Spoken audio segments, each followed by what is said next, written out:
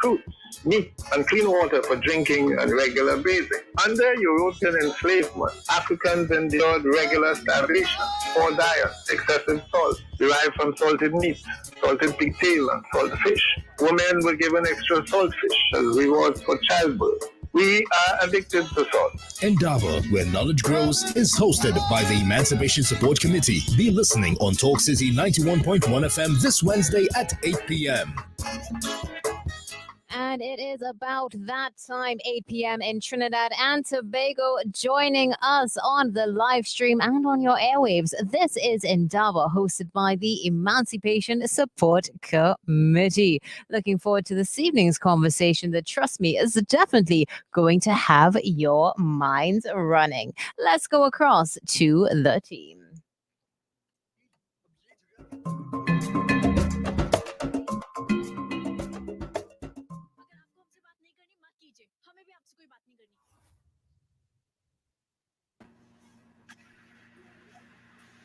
A very pleasant good evening to each and every one of you. Welcome to Indaba, the place where knowledge grows, the voice of the Emancipation Support Committee, certainly the voice of the people, the voice of the grassroots. I am one of your hosts on today, Ambassador Reverend Kwame Kamau, and with me, I have the very illustrious, the erudite, the effervescent scholar, former professor of history at the University of the West Indies, a man that certainly needs no introduction, but insofar as we are streaming not only live in Trinidad and Tobago by way of CPAN on Facebook, as well as our ESCTT YouTube page, but insofar as we are international, broadcasting on the continent of Africa, broadcasting as well, of course, throughout the entire African diaspora. It's always important from time to time for us to reintroduce ourselves. So Akwaba, welcome to another scintillating edition of Indaba. To start the program off tonight, and it's definitely going to be a doozy. So thank you so much, Natasha, for that fantastic introduction. We are talking all things cannabis on tonight, and to kick us off in fine form and fine fashion, Dr. Claudius Fergus is going to take us into the Africa report on tonight, which is going to be introduced by him. So over to you, Dr. Fergus, to take us into tonight's Africa report. Thank you, my brother, and greetings to our brothers and sisters around the world. Good morning, good evening, good afternoon. And of course, we could go for the Africa report like last week and the week before. The Africa report would be a sort of an introduction, a sort of a preface to the larger discussion which would follow. The Africa report is going to address the status of cannabis in Africa. It will take a survey of the continent, but before engaging in the meat of the matter, the real substance, you would hear a sort of an overview of the importance of Africans in the worldwide distribution of cannabis, particularly in the arrival of cannabis in Spain and in the Americas. And that particularly would be to counter some of the received knowledge that exists about how cannabis arrived in the Caribbean. So, Rene, without further ado, bring up that piece for me, please, and let's get into the subject matter immediately. Yes, Rene?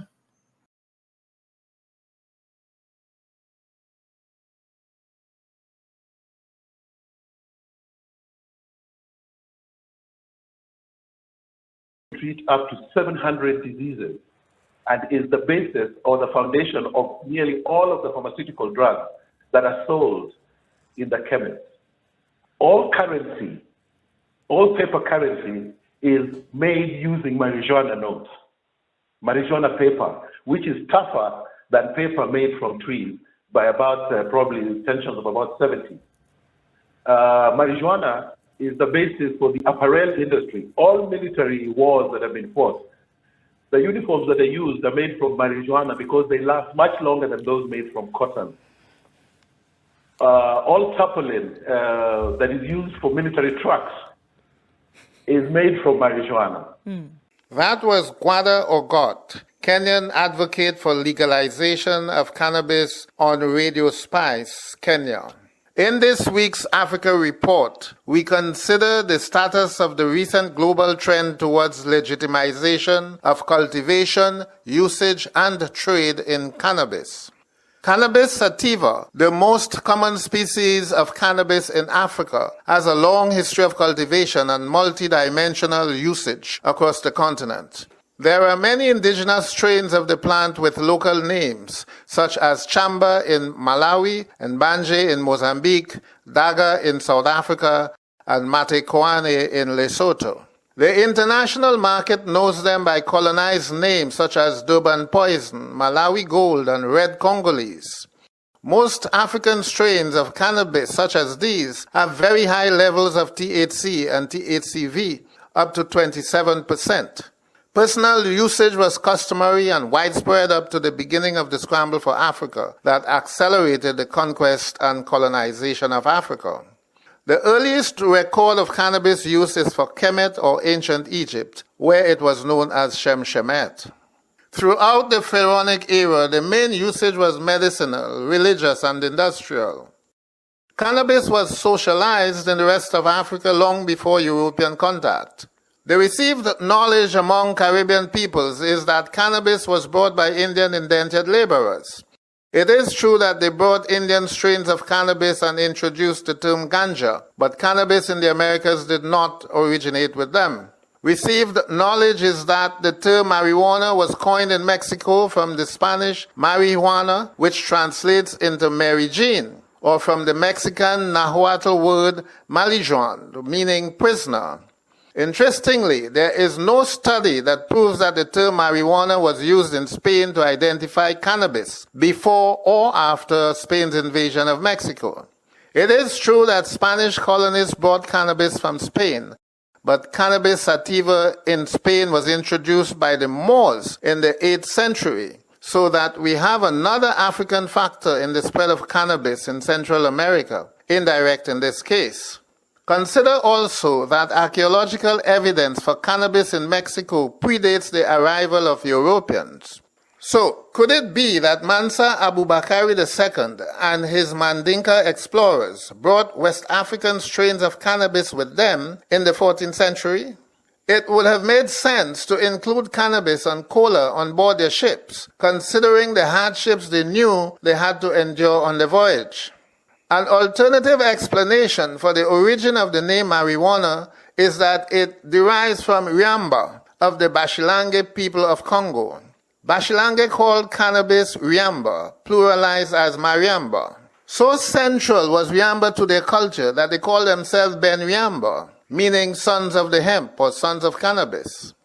Cannabis researcher Max Sargent is convinced that in Mexico, Mariamba was Hispanized into marijuana. In any case, he and other researchers contend that cannabis came to the Caribbean with Africans on board slave ships.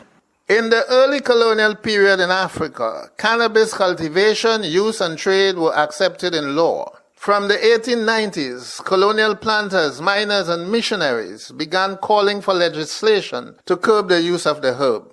These agencies complained of lower productivity from users, while missionaries saw its impact on church attendance. By 1920, well before the FBI assault on cannabis, most colonial powers had already outlawed cannabis in Africa. Criminalization did not significantly reduce cultivation or use of cannabis. It simply went underground. Interestingly, Morocco continued to cultivate cannabis legally up to independence in 1956, when it was banned. Nevertheless, Morocco remained the world's largest exporter of the product before the global movement for decriminalization. In Africa, the banning of cannabis became a form of economic warfare against native producers in order to encourage the substitution of THC for nicotine by large-scale growers of tobacco, coffee, and tea, all three being nicotine-inclusive drugs. Whereas the main advocates for decriminalization in the Caribbean were Rastafarians, in Africa it was small farmers who led the charge.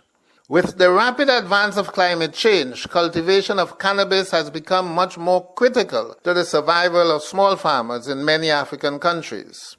To date, only 9 African countries have instituted a policy of decriminalization of cannabis. The DRC, Eswatini, Lesotho, Malawi, Morocco, South Africa, Uganda, Zambia, and Zimbabwe.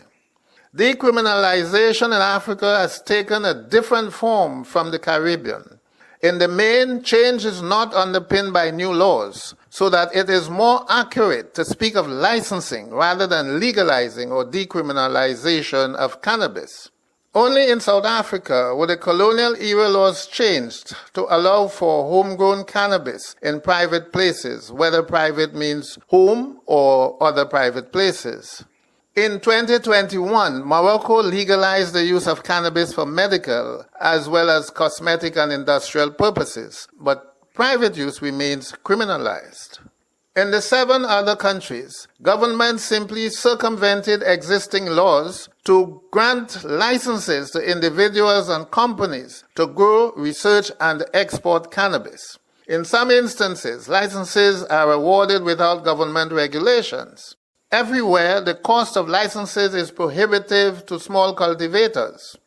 In Lesotho, for example, a license costs 13,000 US dollars. In Eswatini, 71,000 US dollars. In Zimbabwe, $10,000, down from the original 50,000. This policy has led to a situation described as neo-colonization of cannabis, land grabbing, and dispossession of small farmers. One Israeli company, XM claims 130,000 acres of farmland in 4 African countries. Except in Uganda, Africans have not benefited from this neo-colonial policy. And even the Ugandan-owned company, Industrial Hemp Uganda, owns only 30% of the licensed capital. The rest is owned by Israel's XM.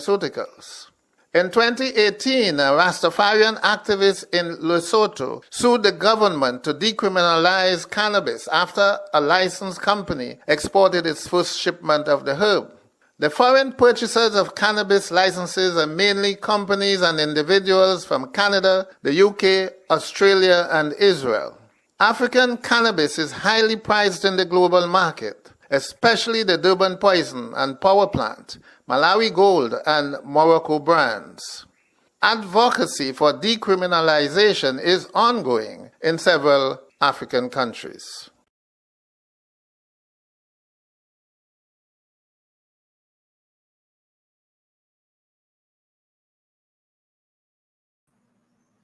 Yes, so there you have it, the Africa report. And we are going to have a discussion that would include some of these elements and concerns that are addressed in the Africa report. Not that the discussion is about the Africa report, but the Africa report would have touched on some of these, the medicinal, the economic aspects. We're talking about an industry that is approaching $200 billion, and the use, it seems to be a plant that has a usage in anything that you can think about, whether it is in industry, whether it is in food, whatever it is you think about, for military purposes, anything. So I hand you over to the Reverend and Ambassador for, is it for ganja too as well, my brother? Absolutely, Yeah, absolutely. yeah, so I think it's worthy that you introduced our guests this evening, seeing that Sure. you have led, Sure. the brothers in activism for the legalization of ganja. I think it's only worthy that you introduce our colleagues in that battle this evening. So go right ahead. Thank you so very much. And again, yet another brilliant Africa report. You took us to school and back. We have grown 2 inches because of you, and we are so grateful. On tonight, a special privilege is mine to introduce this Power Pack panel. While I am called Reverend Just Bus, all you need to do is go on Facebook and you will realize why I am called Reverend Just Bus. I was the only, at the time, clergyman in Trinidad and Tobago who was brave enough to stand up for this very righteous and noble cause. Favorably, as I joined arms with the All Mansions of Rastafari, Amor for short, which, providentially means love, we saw the decriminalization of cannabis in Trinidad and Tobago in 2018. Of course, coming out of that experience, we have even seen the framework for a legalization. However, the problem still persists that the legacy market, the original growers, the original consumers who protected the land raised genetics, who kept the plant viable and active in Trinidad and Tobago, still continue to be criminalized. Now, while on the platform, I did discuss a number of issues in relation to cannabis, inclusive of the fact, and perhaps that will require a show of its own, that cannabis is also a Christian sacrament. Let me say that again for the person in the back that did not hear me. Cannabis is also a Christian sacrament to be found in Exodus chapter 30, verses 23 to verse 30. Yahweh is speaking to Moses and giving him the ingredients for the anointing oil.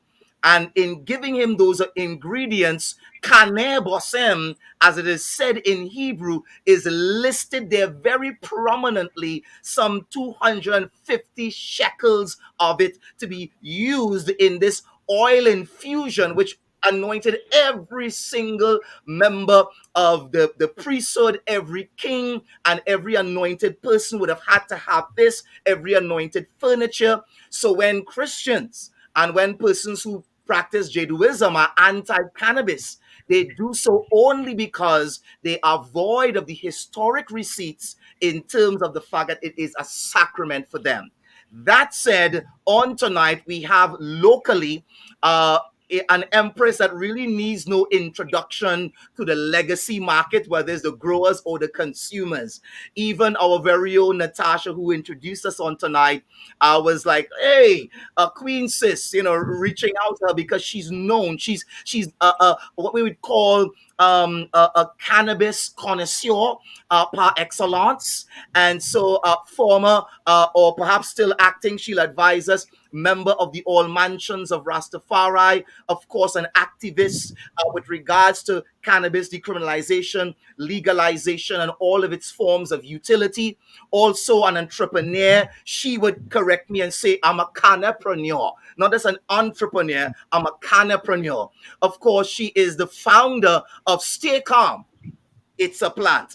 I love it. I just love that handle because it tells you everything that you need to know. There's no need to get anxious. There's no need to worry. It's a plant. Relax. We've got you.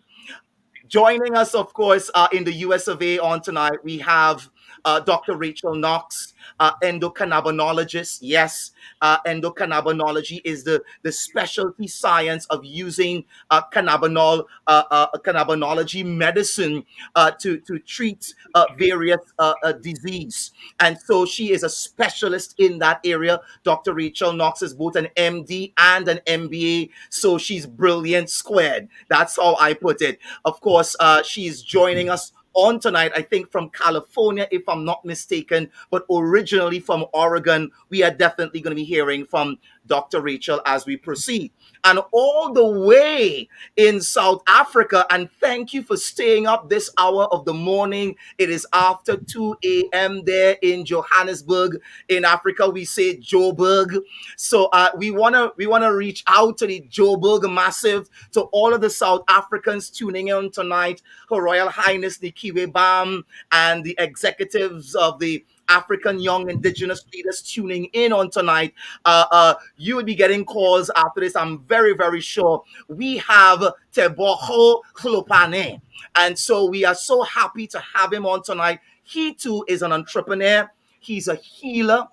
He is an indigenous, as it were, healer, utilizing all of the various variety of what we would call indigenous medicine, but he also specializes in cannabis medicine as well. Definitely a polyglot with over 5 languages. We were getting warm during our pre-show discussion, and I was saying to myself, oh my, oh my, oh my, I need to play catch up where my language is concerned. question after hearing Brother Tabajo. And so, with that, that's our panel for tonight. I want to launch the first question, and I'm going to begin with the last person introduced. In South Africa, there is something that is quite extraordinary that happened. While the government was taking its time on working on the legislation there in South Africa, it seemed as if through the activism that you and many others within the indigenous medicine, within the local, of course, farming community, within the local entrepreneurial community in general, owing to the activism that you had done, the Supreme Court of South Africa made a judgment in relation to the accessibility of cannabis in South Africa. We would love for you to tell us, number one, are you experiencing the same types of challenges in South Africa with regards to a huge chasm between what the legislation is supposed to be, what the judicial reviews and pronouncements are, and the actual practice on the ground by the police? Because here in Trinidad and Tobago, you continue to be criminalized, you continue to be arrested, they continue to burn fields down to the ground with immunity and with impunity while talking about doing work in the area of decriminalization and legalization. So tell me, has that been a similar experience for you in South Africa, my beloved brother? And based on what the judicial pronouncement was, and then followed by the police and their communique, their memorandum on the issue, has things changed in South Africa, or do they remain forever the same? Well, thank you so much, Dr. Reverend Kwame, for an amazing introduction. Your introductions are always on point. Thank you again. Look, I mean, for us, South Africa in 2018, the Constitutional Court ruled that we can grow cannabis in our own private spaces and actually can carry it with you. In actual fact, it extends to the fact that I can even fly with it if I wanted to within country, because my bag is a private space. However, with all of that amazing ruling, with everybody celebrated, is that we're still sitting with an apartheid law that hasn't really changed much, in a sense that from a business point of view, from a trade point of view, you cannot do that. You can't trade, you can't do anything. But even arrests are still there. As much as I'm the chairman of the Cannabis Trade Association, so we helping also the state to try and come up with ways and piece of legislation that's going to incorporate everybody, and not just be a product that is only sitting with the few. As what that report was telling us is that it's colonialism all over again, in a sense that we have all this plant and you can grow this plant, but in actual fact, no, you can't. You got to pay to play. So that's the challenges here that we're trying to address, that it has to be equitable. How do you bring the people, that legacy farmers that have been growing cannabis for eons, into the fore without having to getting them into making sure that the products are reaching those markets? And those are the kind of things that we assist them with. There's been a lot of very good development that we instigated, because the president is also under pressure to try and get things done. Elections is coming next year. And he called in the cannabis Pakisa. Pakisa is a Tswana word for hari hari. So he creates these little labs in order to try and get some of the legislations fast enough to go through. So we're part of this 100-strong individuals, from government departments to community leaders, traditional healers, Rastafari community, Khoisan communities, pretty much everybody who's involved in cannabis and cannabis value chain and the history of it in terms of legacy growing. We're part and parcel of that whole gathering in order to come up with a way to make this particular product to be equitable to everybody. not just the people that have the money.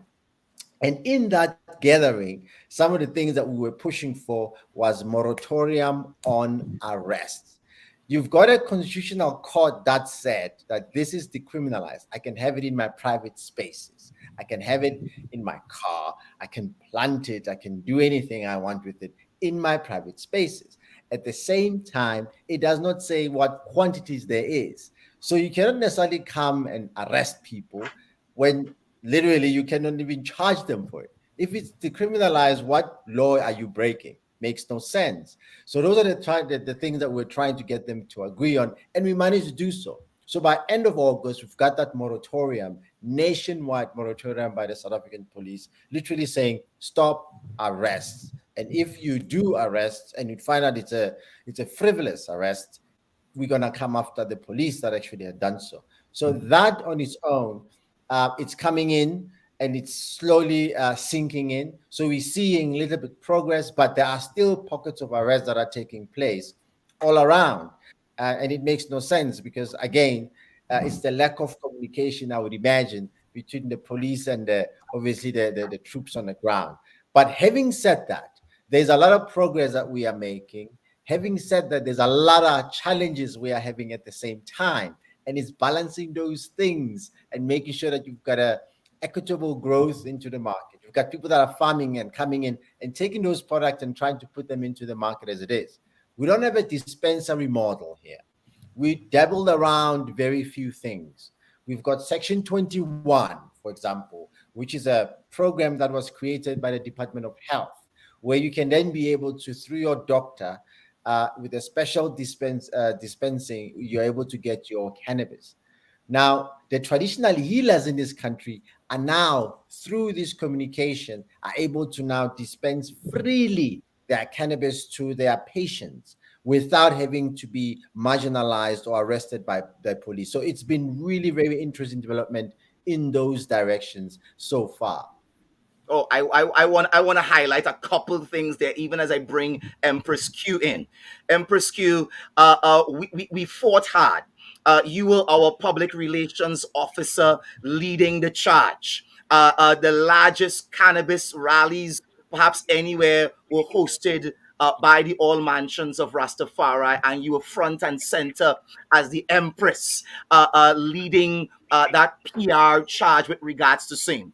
We are hearing all of these goodies coming out of South Africa. Number one, there isn't a 4-plant allowance. It's basically an infinite quantity within your personal space that you can grow. Wouldn't that be ideal? And then we are hearing, in addition to that, a moratorium in terms of arrests. As someone that represents legacy growers, legacy consumers, do you think that Trinidad and Tobago needs to take a page from the South African book with regards to where they have taken cannabis, at least in word? He's saying that the walk isn't all the way where the talk is. It's getting there, but wouldn't Yeah. that be a lovely place for us to be in Trinidad and Tobago? Go right ahead, Queen Sister. Well, blessed evening, everyone. I give thanks for that word. I mean, I give thanks for the progress of cannabis, ganja. You'll hear me saying ganja, the herb, because I think those are older terms than cannabis. But not necessarily, because as much as it might seem, a great thing to be able to grow infinite a number of trees, the issue still remains the same as here, where we have 4 trees, but our government only allows us 30 grams in personal possession, which has created, a crazy sort of issue where people who grow big trees have to wonder what are they going to do when they harvest. And the same thing the brother is saying in South Africa, where even though now they have the moratorium and that only happened in August 2023, the reality is that the policing system could have locked you up just for having ganja on you, if that is what I understand, right? What I want to say firstly is that this document, which was created by the All Mansions of Rastafari, being requested by the Attorney General at the time, it says legalization of cannabis in Trinidad and Tobago towards an equitable framework a position document by the All Mansions of Rastafari was submitted to the Attorney General. And, this was our document that step by step said, this is what we have done our research on, and these are the recommendations we would like to see. And basically it says that the herb is a plant and that it should be treated as such, where industries, just like any agricultural product, should be created around this plant to make it accessible. I hope yes, my phone has died. You have Lord switched to have the. mercy. We can hear you. We can hear you. So please proceed if you can hear us. Oh, we have just lost her. She's making some powerful points, and this is a beautiful time to bring Dr. Rachel Knox in, because there was a war on drugs declared in the US of A. But the problem has been that it was really a war on people, and primarily it has been a war on Black people and brown people and other people of color there. Speak to us about your experience in the US of A as it relates to decriminalization versus legalization, and talk to the audience tonight about some of the things that you have done to bring about remedy. Because it's one thing to curse the darkness and to talk about the problems. In terms of solutions and remedy, where have you gone in relation to bringing about the kind of solutions that we need to move the ball forward, to move the agenda forward? You know, in speaking of cannabis in the United States is difficult because states have taken it upon themselves to legalize hemp and cannabis in some, form or fashion. The whole issue of legalizing before decriminalizing is prevalent here. It's problematic. Why? Because the people with money are coming in and playing, while Black and brown people are still paying, the highest penalties. We like to talk about the war on drugs beginning in 1970, 1971 with the Nixon administration.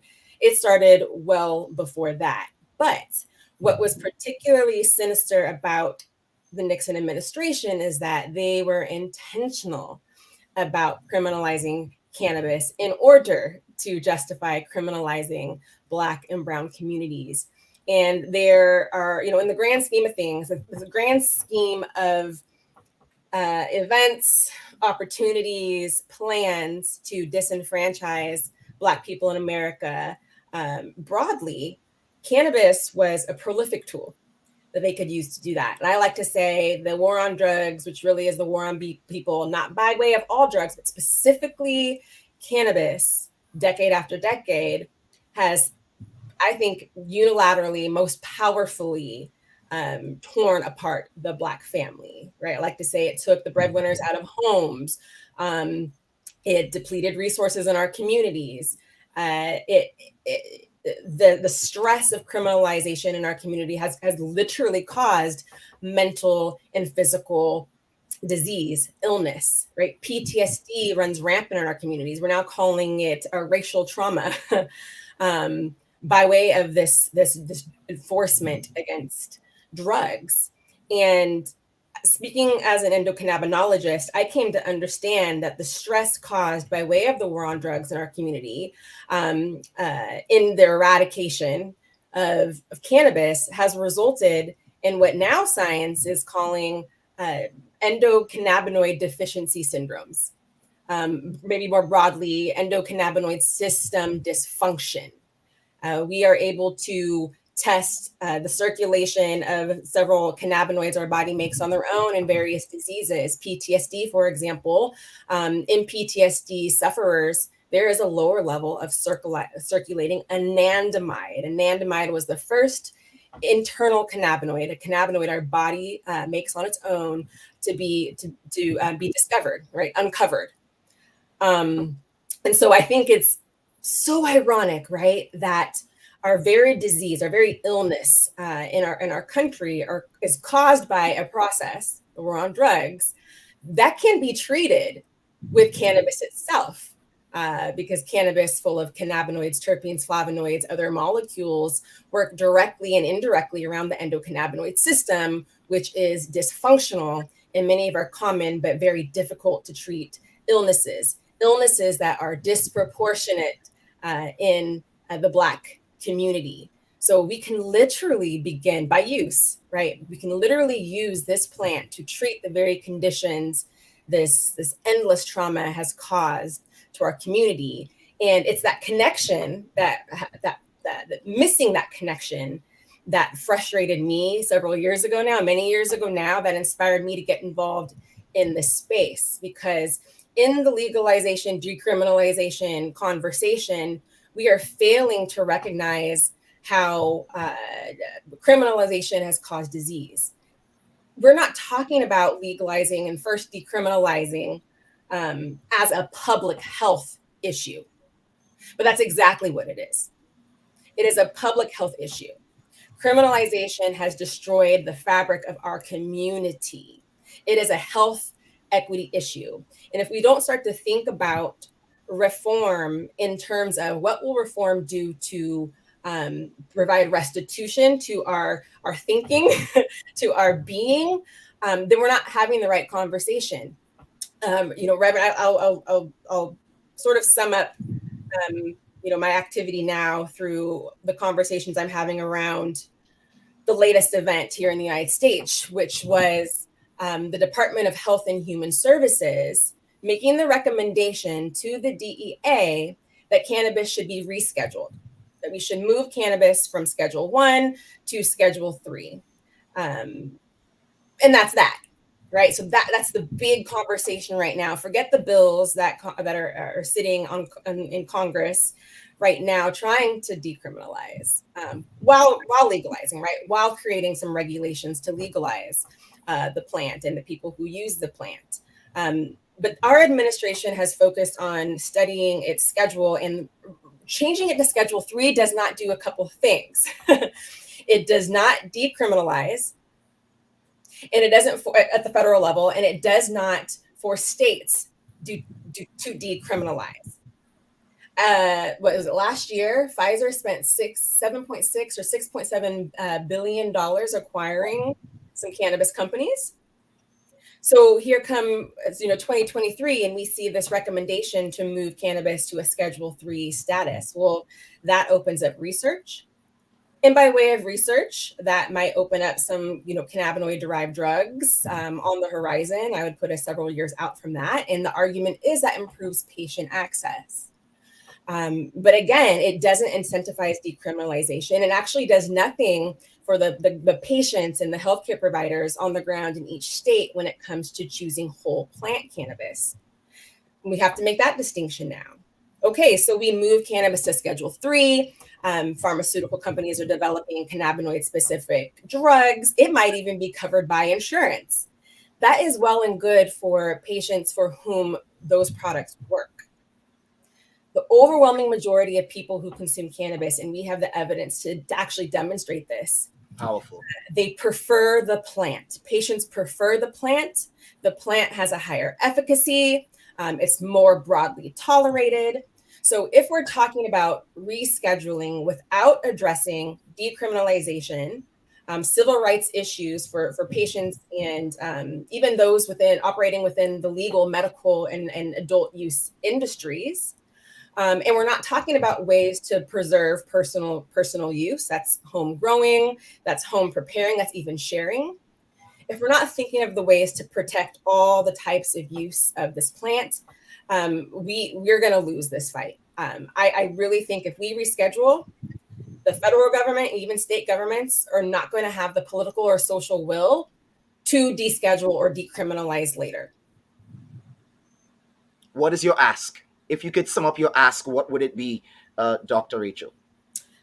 Decriminalize, period. Deschedule completely. That is my broad ask. Again, I said, prohibition remains a public health issue. If the Department of Health and Human Services, in my opinion, had done their job, they would have recognized the exponential harm that criminalizing cannabis has done and continues to do, even here in the United States, where we have, most states legalized.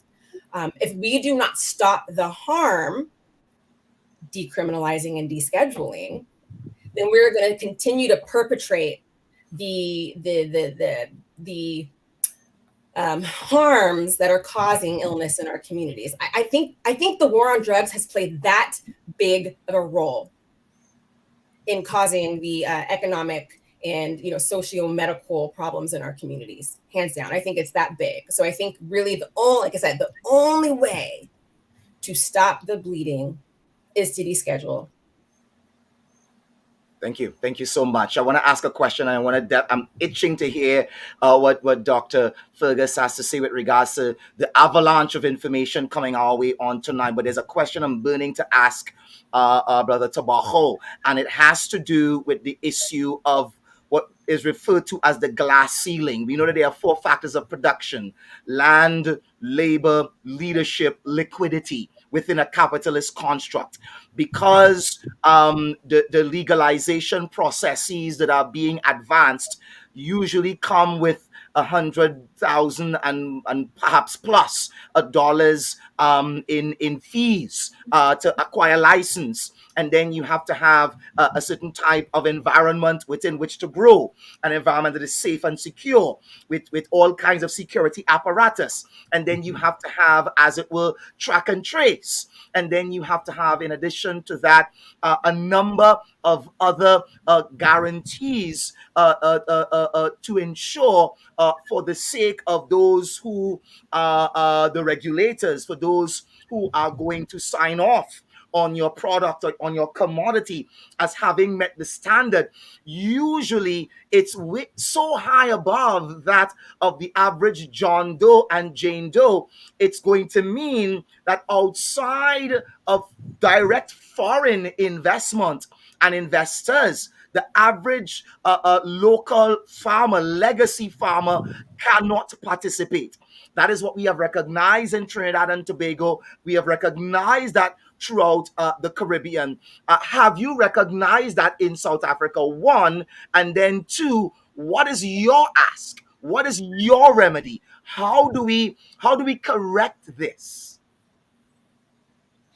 Well, that's a very, very important question, Reverend Kwame, is that if you look at the cost of a license in South Africa, it's actually cheaper. It's about $1,300 if you convert that into US dollars. It's about 27,000 rand, South African rands.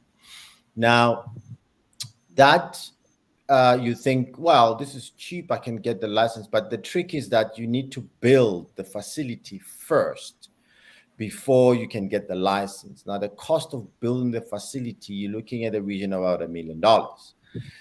So yes, it's definitely prohibitive. It means that you need to have deep pockets in order for you to participate.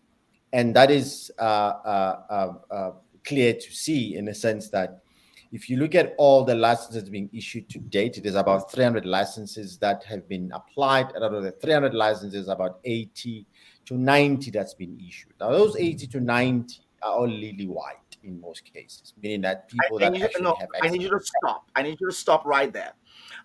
There's someone in the back. There's someone listening in Ghana right now. There's someone in Jamaica that missed that point. I need you to say that again. The total number of licenses, the total number disbursed thus far, issued thus far in a black nation, South Africa, and the total number that is in the possession of black South Africans. I need you to repeat that statistic live on Indaba. Once again, one more time for us. So basically, there's about 300 licenses that have been applied. And out of the 300 licenses, about 80 to 90 has been issued. And out of those issued, you're looking at probably a 1 to 10% that represents this color of the skin. Pure and simple. So by saying that is that the people that are involved in cannabis, people that grow with cannabis, people that been using cannabis have no access in cannabis to participate in a legal framework that is currently in place right now. How do you Pure and fix simple. it? How do you fix it? How you fix that is that we've suggested to the government that the idea that what we're growing requires that I must have electric fence. The idea that what we're growing has to be grown in a manner that is grown like a pharmacy, it makes no sense, because you can grow very good land raised strains exactly where they are growing in an environment where they are growing on the ground, because there is medicine that these plants are getting the way they are grown. It doesn't necessarily mean that they're inferior to the ones that are grown in a lab with lights and all sorts of things that are identical each and every time. So there is a space for that. In actual fact, some of the research that has come out is that our land raised strains have more medicine than these commercial available high THC products that have been literally inbred and inbred and inbred to the point where the THC spikes up to 28%, which is not necessarily necessary. But you can have a THC that's sitting at 7 to about maximum in our side about 15%, which is a very, very good medicine for various different diseases that people may be struggling with, whether they want to have it as a flour or into oils. But this is where I believe the direction is going. So what we proposed was that do not ask people to put up electric fences in the rural areas. It makes no sense. There's no space to or place to do that. Do not ask people to build these expensive facilities. It makes no sense. It just means that now we need to go find money from somewhere. All we need to do is to create what we call hubs. These hubs will be situated in these areas all around the country. And these are central hubs where whatever you grow, you take it to the hub. When you get to the hub, it's graded in a certain amount of grades that we would have then agreed on what those grades are.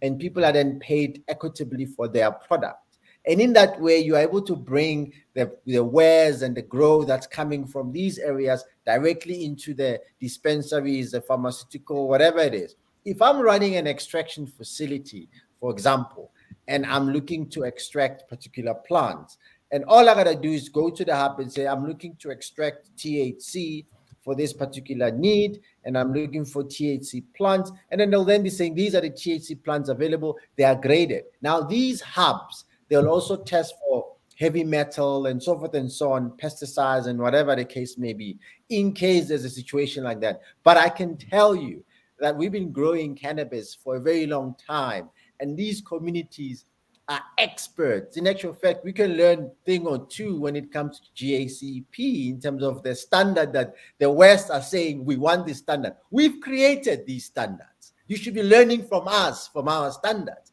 We should be learning from what this plant represents, because we are teaching you the plant, not the other way around, which is a situation right now, which is quite nerving in a sense and irritating to be able to have this conversation over and over again.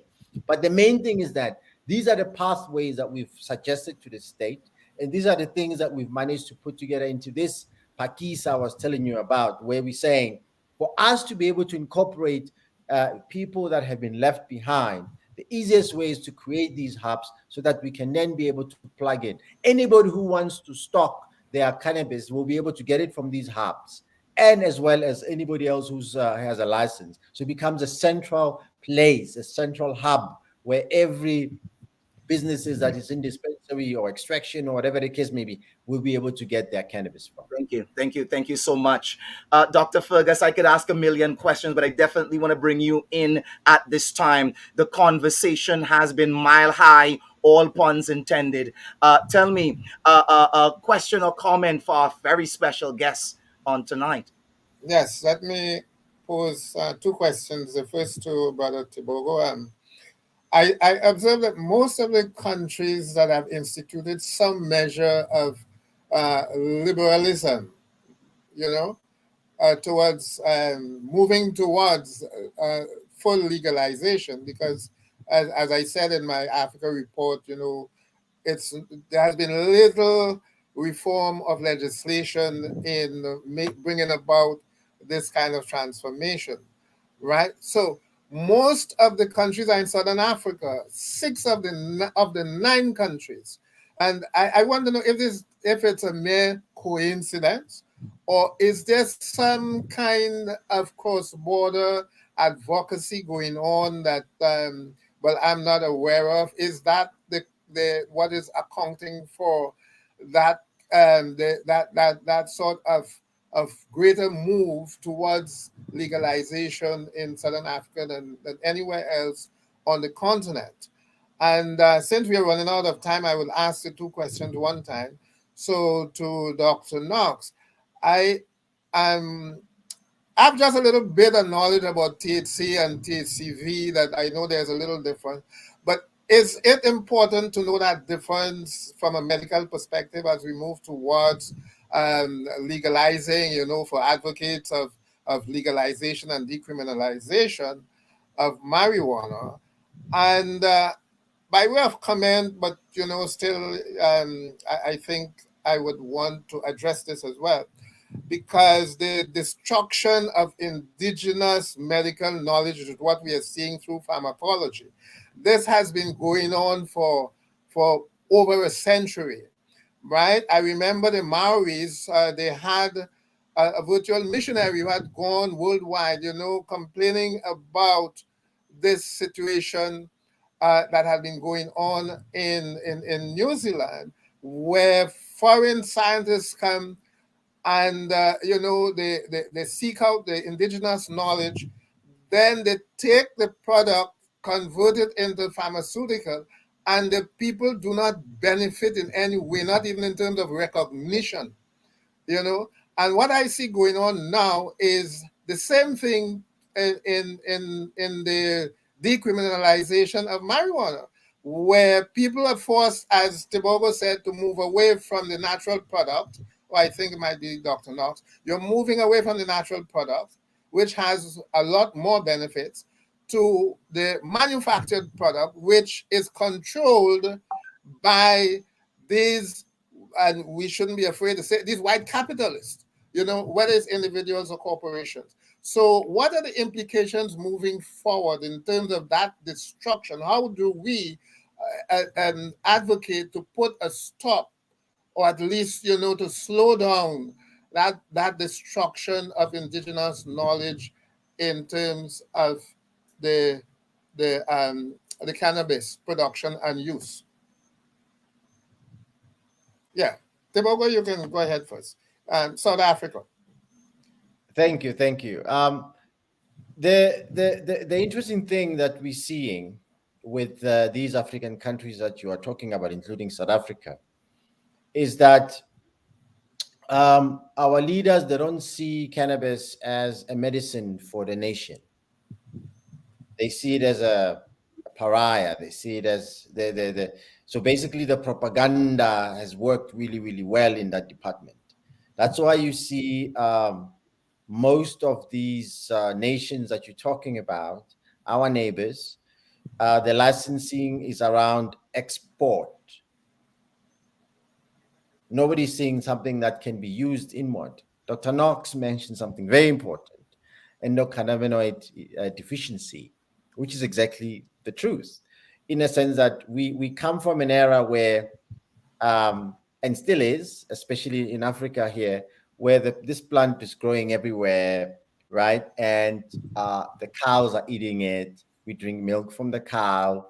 The sheep are eating it. We eat the meat from the sheep. So you're looking at, in many ways, you are able to get this indirectly, this endocannabinoid balance that you're looking at. But when you literally say stop, nothing, and then you criminalize the entire plant, it just means that it's not going to be anywhere. So we do, I feel, need to make sure that we look inward. Let's heal ourselves first before we can start saying we want to export. Let's understand exactly what this is, because I don't think that they do. In most cases, they're looking at it as, oh, there's an opportunity somewhere, so let's give licenses and we can then export. Yes, we've got lovely sun and all, that's fantastic. But why don't we then say, what's in here for our people?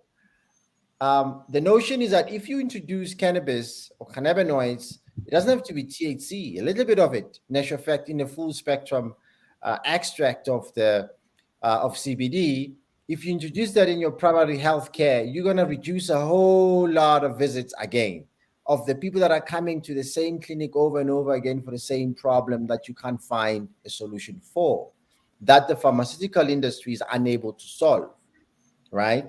So when you're looking at something that you take prophylaxis wise in terms of on a regular basis just to maintain, definitely you're looking at that difference, a huge one.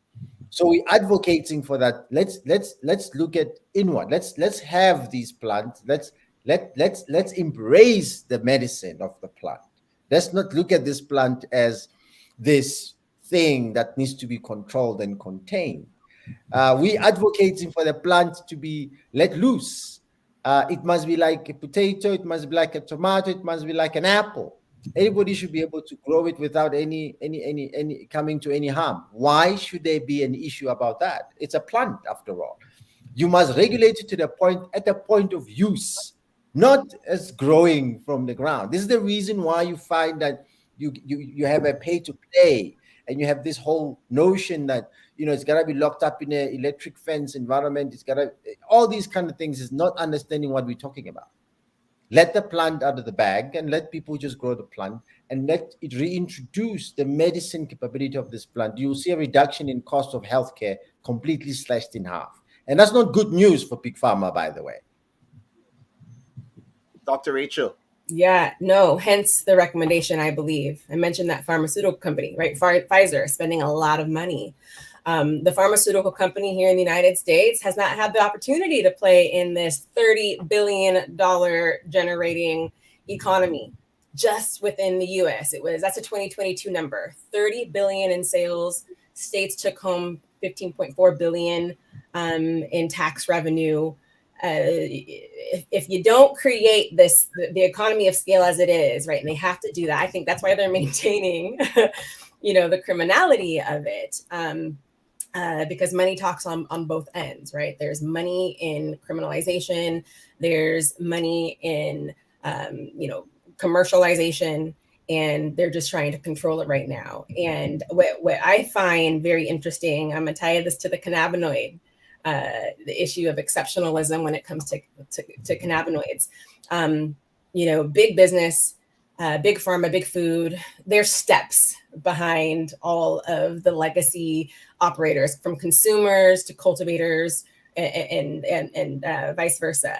And that's why we're seeing this cannabinoid exceptionalism. Oh, THC, oh, now CBD, oh, now THCV, oh, now Delta 8. We're starting to extract some of our more psychoactive cannabinoids from the hemp plant. People are figuring out how to work this system in the name of these cannabinoids. No, right? We do not need 27% THC to have a high quality experience. If we're looking for the high, right, the euphoria, you can actually get that experience at much lower percentages or lower amounts of THC. You wrap in some terpenes, right? Those aromatic molecules that give cannabis its scent and aroma that are very therapeutic on their own to enhance that experience. So every cannabinoid matters, every terpene matters, especially when we're looking at that whole plant that has that composite of multiple molecules playing on one another. When it comes to THC and THCV, they're different. They share some effects. They both can treat pain. They can both decrease inflammation. They can both stimulate appetite. But where THCV differs is that it can also suppress appetite. It can also help regulate blood sugar. So what I'm getting at here is that each of these cannabinoids, each of these terpenes and other molecules in this plant have therapeutic properties all on their own. Big Pharma is very interested in that. They're interested in the single molecule drugs. They want to hit, the nail with the hammer, but they're going to hit every single nail with that hammer. It's not as beautiful and harmonious and elegant as the whole plant. So the beauty of us, I think, focusing and becoming very hyper local in production, looking at our land races, is to understand, scientifically what makes these land races what they are and why are they better or preferred or more efficacious for the community around which those land races were cultivated. I can see us using chemovars, right? Plants with specific chemical profiles to treat certain conditions. But I can also see compounding, where we take, extracts from multiple different strains and combine them in a way that is more targeted for, condition A through Z. We can get that sophisticated in the natural medicine side of things. I would like to see a future where big pharma has their lane, but everybody over here in the traditional natural medicine space has their lane too, and can preserve our knowledge. And I think that the answer to your last question, Dr. Vergas, is that we need to create our own educational centers, our own centers of excellence around the traditional ways of cultivating and consuming, cannabis. I was on the psilocybin advisory board here in Oregon. The same thing is happening with psilocybin. Extract the knowledge from the indigenous, wisdom keepers, tie it in a medical model here in the United States, and then don't give any credit or opportunity for participation to the people from which this information was extracted. It's playing out all over again. And we've only legalized psilocybin in 2 states now, and it's happening again. In Oregon, we were able to require that indigenous knowledge be present in the training for psilocybin assisted therapy. Colorado, the next state, said they don't think that's important.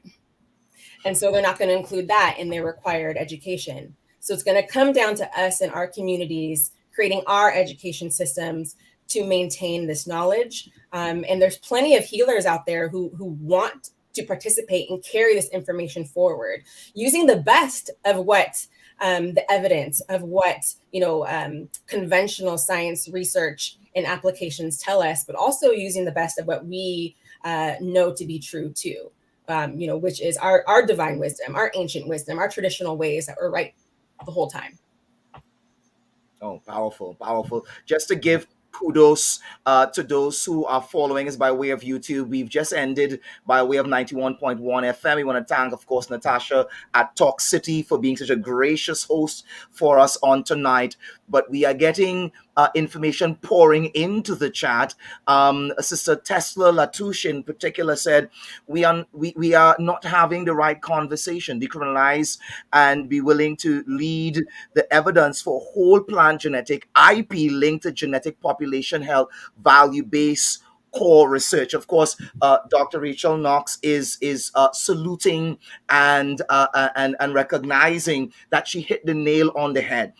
Engaging the local genetics, engaging the proper IP, intellectual property protection, ensuring that we have the kind of legal structure around that. At the same time, having the level of flexibility that we need to have to allow indigenous medicine practitioners, wherever they are, to dispense, to make available what they do best to their community. I know that in Peru they have ayahuasca. Among the Peyote church members, they are able to dispense peyote within and among their community. In South Africa, you're doing some brilliant work there in terms of allowing the indigenous medicine men and women to show up, not just the medical doctors, not just the pharmaceuticals, but the indigenous persons to show up, to dispense, to create their own formulas, to develop their own IP, and of course to drive a specific localized economy that is going to allow for them to have a very different product, to be sure, a whole plant product, to be sure, but one that is absolutely more medicine, more broad spectrum, less side effects or anything of that nature. Last comment to you in terms of the indigenous medicine men and women. I know that your mother and your grandmother taught you all that you know. I want to give kudos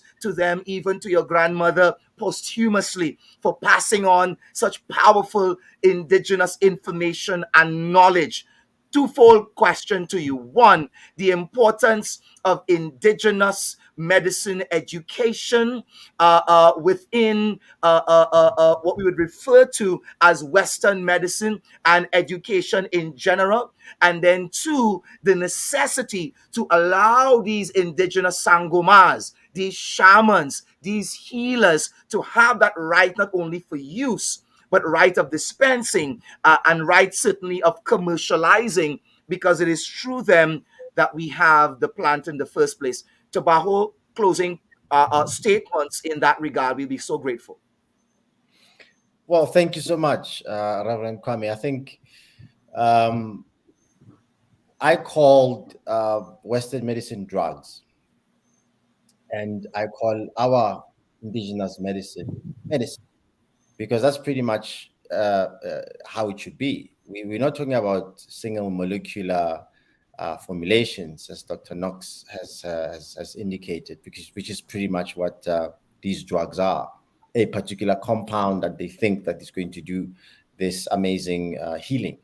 Now, what we find with natural medicine, and we're seeing that all over, including, I'm sure, even in the US, and Trinidad, where people are going back to basics. People are going back to taking their herbs and so forth and so on. That's why you see an increase in plant-based medicine, increase in supplements and so forth and so on, because people are seeing that there is a better way of treating my ailments without having all these undesirable side effects that I would have. For example, we've got a product that we've developed. It's called Athriva. It's a joint support product. All the ingredients in that are sourced all over the world: India, South Africa, and certain parts of Asia. And what we've done with that formulation is that it's a joint support formulation.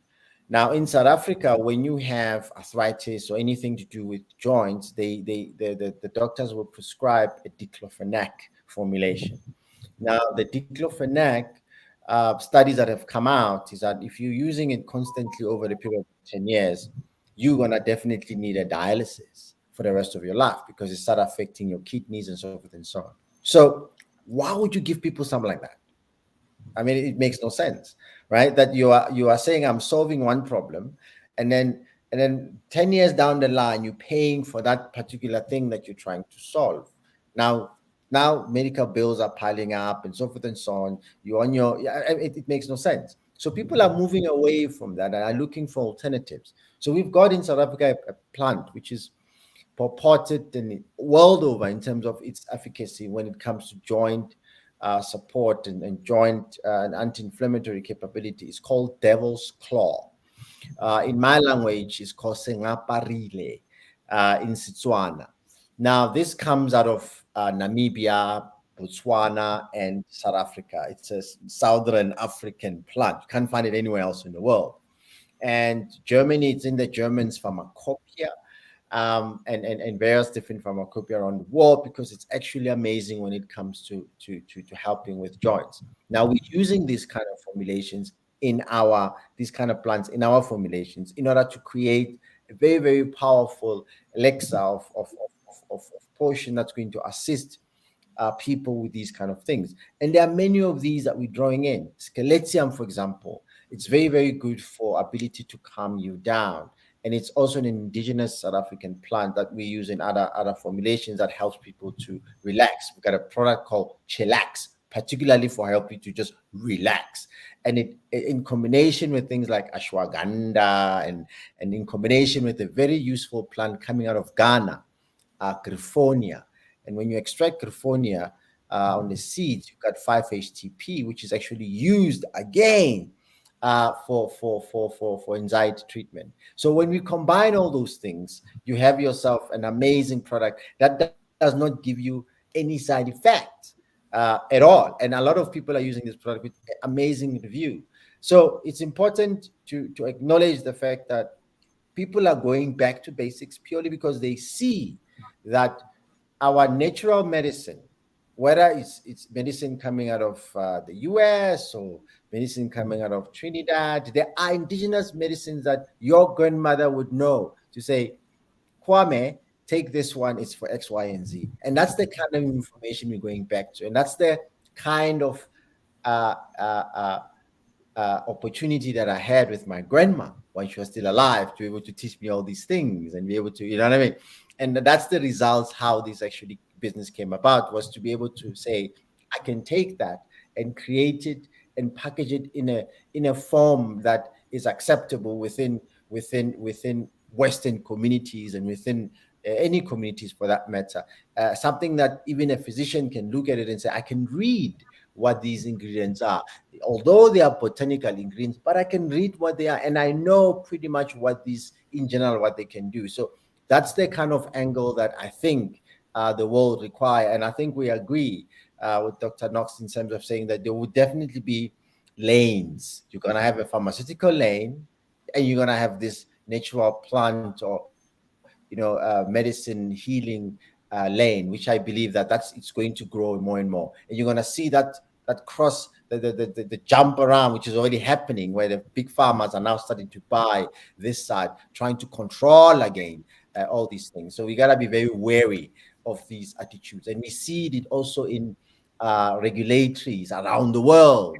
You could see how they regulate and why they regulate, and you ask yourself, but it makes no sense. This stuff is not poisonous. Why are you behaving as if we're killing people? Why are you regulating it the way you're regulating it, in a manner that it's a single compound that our other peers across the pond are doing? So it's very important that we align ourselves with the right kind of attitude towards this. But the future of medicine is plant medicine.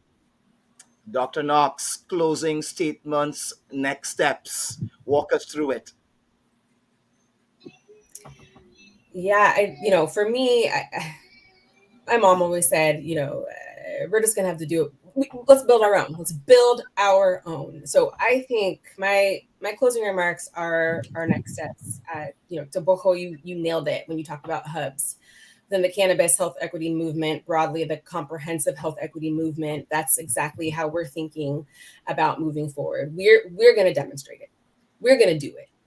We are going to build our own circular bioeconomies around this plant to serve the health needs of our community. And by health, I mean economic health, I mean environmental health, I mean human health, social health, all of that. This plant has the solutions.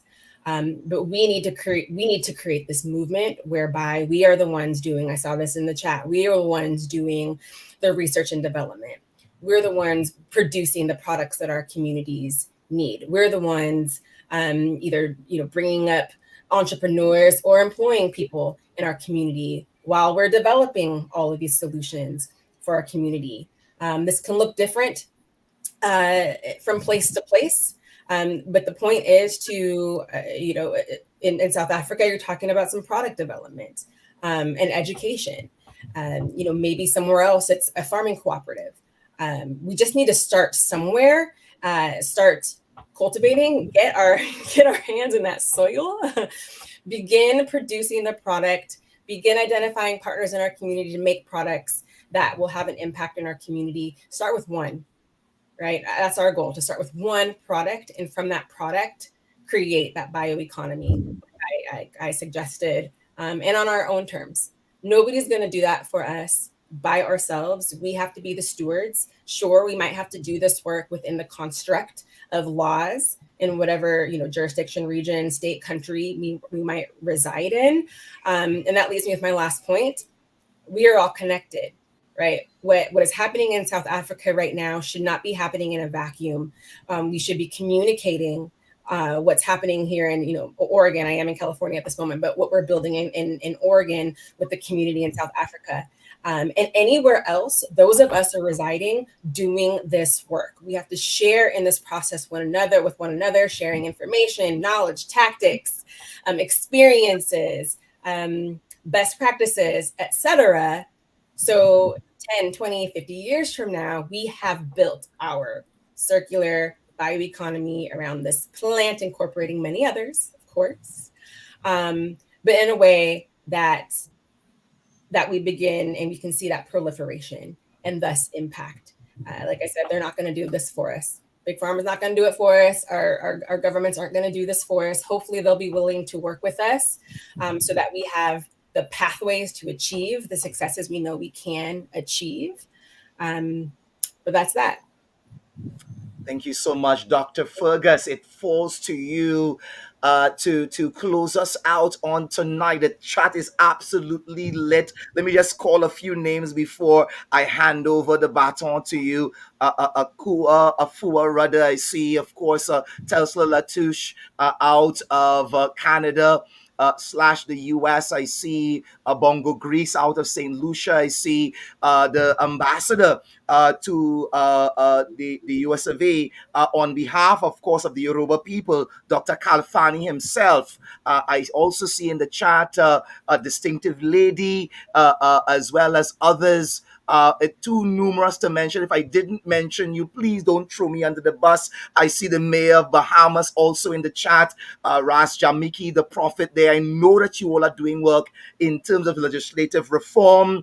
ACAM is with you. The CAM movement is with you. We stand in solidarity. We absolutely have some work to do. Burnett Seeley et al. Thank you so much for joining us on tonight. Over to you, Dr. Fergus, to take us home. Yes, perhaps we need Tobago, an African conference on decriminalization, huh? Pan-Africanize the movement, I think you can have some clout if that thing happens in terms of, advertising and conscientizing as well, because a lot of people are perhaps unaware of the work that you guys are doing, to legalize the use and many other things, because we are focused mainly in terms of private usage, in terms of medicinal and so on, but there's a whole scope in other economic spheres of cannabis. Well, we have lost Empress Quinlan very early, but still we need to be grateful for her coming on board at the beginning of the show. Thank you, Dr. Knox, for being here with us this evening, and Brother Tebogo. We appreciate the late hour that you perhaps may not be able to get back to sleep tonight, but we appreciate your presence very much. And as Brother Kwame said, we have a global audience on this evening. And pleasant good evening to everyone. Thank you for coming on board. Thank you for your comments. See you again. Good evening. Good night. Good morning. Good night. Thank you. All of the above. Take care. Until the next one. This has been Indaba.